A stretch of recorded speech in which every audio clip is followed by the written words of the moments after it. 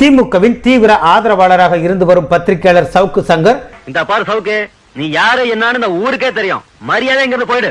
இவரது ட்வீட்டுகளை பெரும்பாலும் திமுகவினரே பகிர்ந்து வருவதுண்டு. அண்ணா அட இவங்கிட்ட போய் அப்ப குடுக்குற இந்த ஆள் பரமசிவம் இல்லையா? இவன் அல்லகைப்பா. அல்லகைனா எடுப்பு சோறு மிச்ச மீதி போட்டா தின்னுட்டு எதுக்கு எடுத்தாலும் ஆமாம் போடுறவன். இந்த நிலையில் உதயநிதியை கடுமையான வார்த்தைகளால் சவுக்கு சங்கர் திட்டியிருப்பது திமுகவினரிடையே பெரும் அதிர்ச்சியை ஏற்படுத்தியுள்ளது.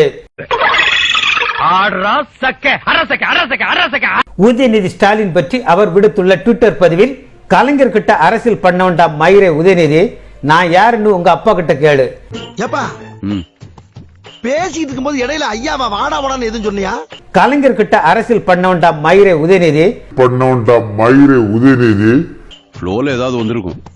புலவுல கெட்ட வார்த்தை கூட வரும் சில நேரத்துல.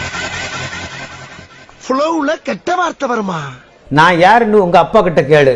இந்த மிரட்டுற வேலை மயிரை இனி பண்ணாத. சுஜய், ரத்தீஷ், கார்த்தி எல்லோரையும் பார்த்துக்கிட்டு தான் இருக்கோம்.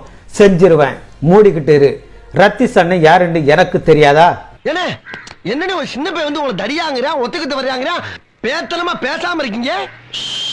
நான் யாருன்னு உங்க அப்பா கிட்ட கேளு. இந்த மிரட்டுற வேலை மயிரை இனி என்ன எருமமான சொல்றா, என்னென்னமா பேசுறா, ஏதாச்சும் பண்ணுங்க. சுஜய், ரத்தீஷ், கார்த்தி எல்லோரையும் பார்த்துக்கிட்டு தான் இருக்கோம். செஞ்சிருவேன், மூடிக்கிட்டு இரு.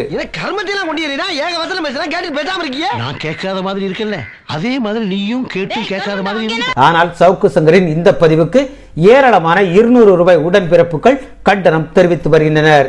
இதனால் மீண்டும் கொதித்தெழுந்த சவுக்கு சங்கர், ராசா நாய் என்கிறார், துரைமுருகன் ஒருமையில் பேசுகிறார், RS பாரதி நாங்கள் போட்ட பிச்சை என்கிறார்.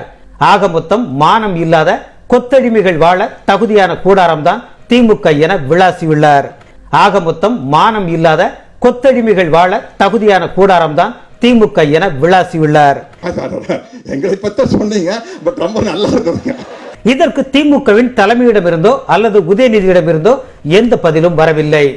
பயப்படாத, பயப்படாதா. ஏன்டா தயங்குற? தைரியமா சொல்றான். சொல்லு, நீதான் தைரியமான ஆளத்தை சொல்லு. சொல்றா.